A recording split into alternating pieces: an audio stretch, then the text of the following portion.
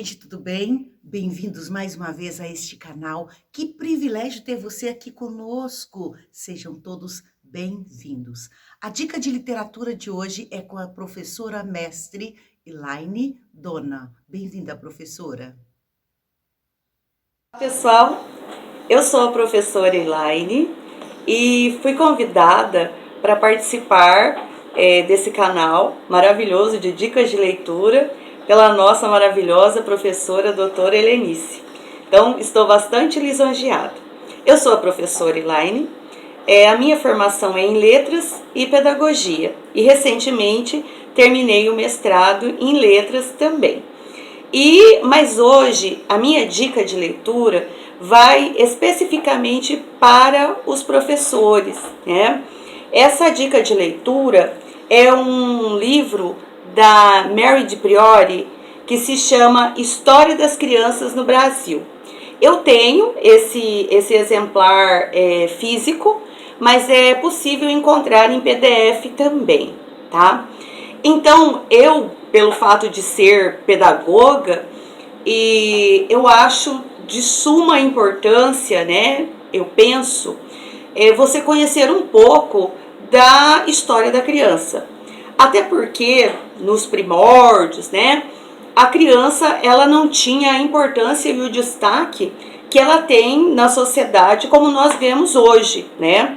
Devido à questão da mortalidade infantil ser uma constante, então, infelizmente, não havia um apego, né? Até porque assim, a formação familiar não era também essa como nós conhecemos hoje, né? Na verdade. Então, a criança, pelo fato de se terem vários filhos e a mortalidade ser quase que algo inevitável, então não havia-se muito apego, como eu disse, né? Então, a história da criança, nesse livro que a Mary Di Priori traz, ela começa retratando desde as embarcações, quando começaram, né, o sair de Portugal, as embarcações para o Brasil, e como é que as crianças vinham parar nessas embarcações. É triste e interessante destacar que assim, a pobreza, como ela existia, então assim, algumas crianças elas eram dadas às famílias mais abastadas, digamos assim. Mas quem não tinha essa sorte, muitas vezes, os pais, para não ver ali os filhos definharem, morrer de fome mesmo, de necessidade, elas davam esses seus filhos a partir dos 8 anos de idade, né, 14, 15 anos por aí, elas davam para as embarcações, para eles trabalharem ali junto aos marujos, né? E ali essas crianças sofriam todo tipo de abuso, tanto físico como psicológico. Eu vou tentar fazer assim. Eu vou retratar os capítulos sem tentar dar spoiler, né? Eu vou tentar, na verdade, fazer com que eu traga um pouco de curiosidade aos professores, para que depois, ou mesmo os pais também, é claro, né? Que busquem, então, um maior conhecimento a partir desse título, tá? Então, na verdade, essa autora, essa historiadora, ela organizou esses livros a partir também de texto de outros autores. Esse primeiro que eu trouxe para vocês foi Fábio Pestana Ramos quem trouxe a história trágico-marítima das crianças nas embarcações portuguesas do século XV, tá? Jesuítas e as crianças no Brasil quinhentista. Então aqui vai ser retratada a criança indígena, né? A partir da chegada dos jesuítas, a catequização. Então, como era a vivência desses indígenas ali antes da chegada e após a chegada é retratada. Então, é bastante interessante para você conhecer um pouco mais também da cultura indígena, apesar assim como eles agiam nessa época, né? Depois nós temos o cotidiano da criança livre no Brasil entre a colônia e o Império. É interessante aqui, porque esse é da própria Mary que ela traz, um dos pontos que eu gosto de destacar é vocês assim ficarão espantados como era a criação das crianças, né? Até por isso a gente chega à conclusão que a mortalidade ela era uma constante devido a isso. Eles cobriam muito as crianças, né? Aqui no Brasil, então, esse calor, elas vinham ainda, as mães portuguesas ainda vinham com aquela coisa, mentalidade da Europa, de frio, né? Sem contar a alimentação. Desde tenra idade, alimentavam-se as crianças com alimentos sólidos, né? Então, assim, essa parte desse capítulo é destacado bastante quanto a isso, né? Então, tudo que é voltado à criação, à alimentação, como era dada nessa época, a partir do século XV e XVI. A vida das crianças de elite durante o Império. Então, aqui, Ana Maria Mauá, ela vai retratar, então, como era a vida das crianças mais abastadas, né? Que também não eram, assim, como que eu posso dizer, tão cheio de regalias, né? Porque na época nem se detinha tantas regalias assim. Mas ali vai narrar uns tipos de brincadeiras, como a vestimenta, né? Então vai retratar coisas assim do cotidiano mesmo dessas crianças no Império. Aí nós vamos, depois dessa vida das crianças mais abastadas, nós vamos para as crianças escravas, né? Que é as crianças escravas e as crianças dos escravos. Então ali as crianças elas eram criadas dentro das senzalas, né? Então qual regalia que tinha? Mas é interessante que a criança, nós sabemos, é um ser muito do imaginário, né? Então aqui retrata, mesmo diante de todo o sofrimento ali convivido, né, com os pais, morando dentro daquelas senzalas, porque assim, quando se formava uma família, digamos, vocês imaginam, a senzala não havia separação, né? Então ali é retratado como era o comportamento dessas crianças. E eu, como disse, eu vou garantir de não dar spoiler para vocês, mas eu posso garantir que é bastante triste, né? E interessante para a gente refletir, infelizmente, assim como algumas coisas no decorrer lá do século XV, XVI até os dias atuais, século XXI, infelizmente algumas coisas ainda não mudaram tanto, como deveria ter mudado. Os aprendizes da guerra, esse aqui é quase que uma denúncia, né, dos pequenos infantes, as crianças que foram levadas para a Guerra do Paraguai, né? Que quando se fala da Guerra do Paraguai, se cita vários momentos, né, históricos, mas muitos livros deixam essa questão da criança de fora, né? E aqui nesse livro, então, é retratado as crianças que lutaram na Guerra do Paraguai, sim. Criança e criminalidade no início do século. Como vocês sabem, após, né, a abolição da escravatura, o que aconteceu? A pobreza ela era geral entre o povo preto, o povo negro, o ex-escravo, né? Então, muitas dessas crianças, o que sobrou a elas? A marginalidade, até porque elas viviam à sombra da marginalidade, né? Então, aqui é interessante, então, destacar esse ponto, que as crianças, elas para poderem sobreviver mesmo, principalmente isso ainda no Rio de Janeiro, né? Porque daí o que acontece? Vamos limpar a cidade, né? Quando a chegada dos europeus e aquela parte toda da história que vocês sabem. Então vamos deixar a cidade limpa e os pretos, os negros que vão subindo o morro, quer dizer, cada vez mais distante da cidade. E as crianças, o que elas faziam?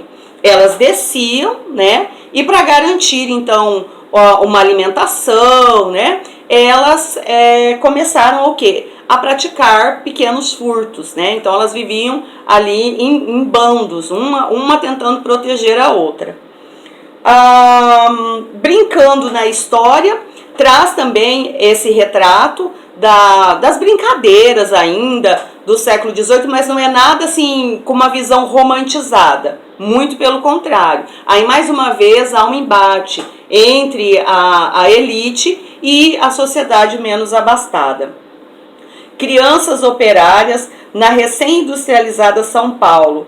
Esse texto é de Esmeralda Blanco, de Moura, e ela traz, é quase que uma denúncia, na verdade, né, sobre a exploração do trabalho infantil. E os demais capítulos, eles vão também tendo quase que esse mesmo formato de, quase como eu disse, de denúncia, né.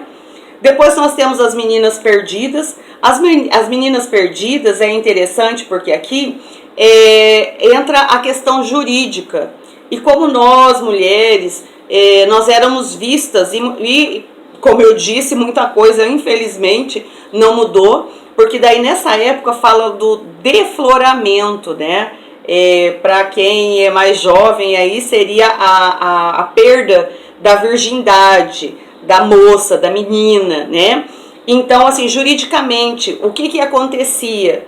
E eu posso garantir para vocês que, não diferente de hoje, a culpa sempre recaía em cima, obviamente, da mulher. Mas esse texto aqui, além da quase que uma denúncia, como eu coloco, ele traz, então, como era a parte jurídica, né? Quando acontecia isso do rapaz ter deflorado a moça. A outra é Memórias da Infância na Amazônia. Essa aqui não é, por exemplo, um texto que a princípio poderia se pensar de brincadeiras indígenas ou coisa assim, não. São retratadas algumas brincadeiras, sim, mas é quase que uma lembrança desse autor, o Aldrin Moura de Figueiredo. Tá? Ele fala bastante dessa questão cultural das brincadeiras no Pará, na própria Amazônia e por aí vai. Pequenos Trabalhadores no Brasil, que é também quase que da autora Irma Rizzini, que é quase também um tom de denúncia a partir das minas de carvão, das minas de ouro, diamante, né, de pedras preciosas, principalmente em Minas Gerais, né? Então essas crianças eram exploradas. Mais uma vez, principalmente as crianças negras, né, as crianças pretas, depois ali da abolição da escravatura, tá? Depois nós temos então Crianças e Adolescentes nos Canaviais de Pernambuco, que é de Ana Dourado, Cristiane Dabat e Tereza Correia de Araújo, que também é um capítulo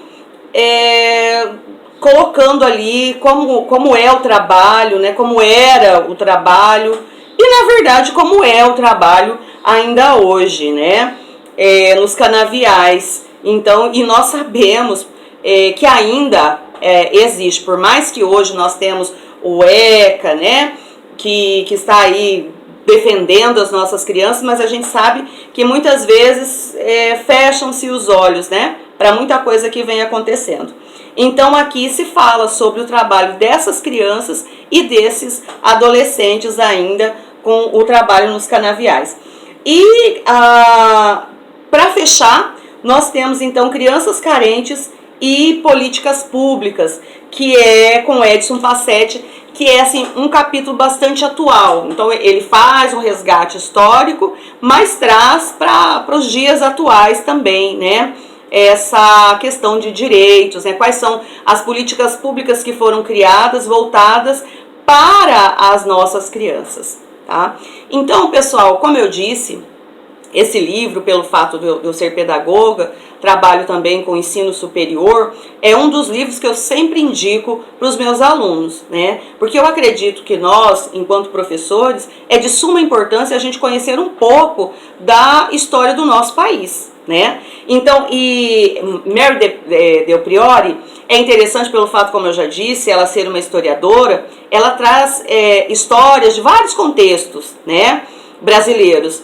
Mas para nós, educadores, eu acredito que seja primordial a gente conhecer um pouco da história da criança, desde a formação do nosso país aos dias atuais, tá? Eu gostaria então de terminar eu posso, não sei como que eu chamo, você posso chamar de encontro, com uma poesia. E eu acredito assim, que a poesia é o que move, né, as pessoas, é o que deveria mover as pessoas. Então eu trouxe uma das minhas poesias prediletas, vamos dizer assim, que eu gostaria então de terminar recitando-a, que é assim: definitivamente, proporciona-me surpresas, e eu que contava com tantos aliados, sinto-me só. O sol escondeu seu rosto, a lua desistiu de aparecer, as flores estavam murchas, ao depararem com toda essa minha insegurança e aflição. E me pergunto, o que é a vida, senão o sussurro das ondas do mar, que calmamente ou velozmente despertam uma mente, que por vezes insiste em refugiar na mais alta e profunda escuridão de um mar bravio, prestes a embriagar-me? Helenice Farias, 2005. Faz tempo, né? Então, esse livro, intitulado Vertigens, é um dos meus livros, que eu também tenho ele físico, é um dos meus, assim, que me acalenta, né? Que me acalanta, muitas vezes, principalmente nesse momento que nós estamos vivendo agora. Então, a minha dica, eu espero ter contribuído e, como eu disse, me senti extremamente lisonjeada por participar desse canal e eu espero, de certa forma, ter contribuído, então, com essa dica de leitura para os nossos colegas professores e aos pais, é claro, que se interessarem também. Então, um grande beijo para vocês todos. Quem puder ficar em casa, fique em casa, cuidem-se. Álcool gel, máscara. Valeu! Obrigada, professora, pelas suas contribuições. Eu espero que vocês comprem essas obras, leiam as obras e conheçam novos mundos através da leitura. Um abraço e a gente volta na próxima semana.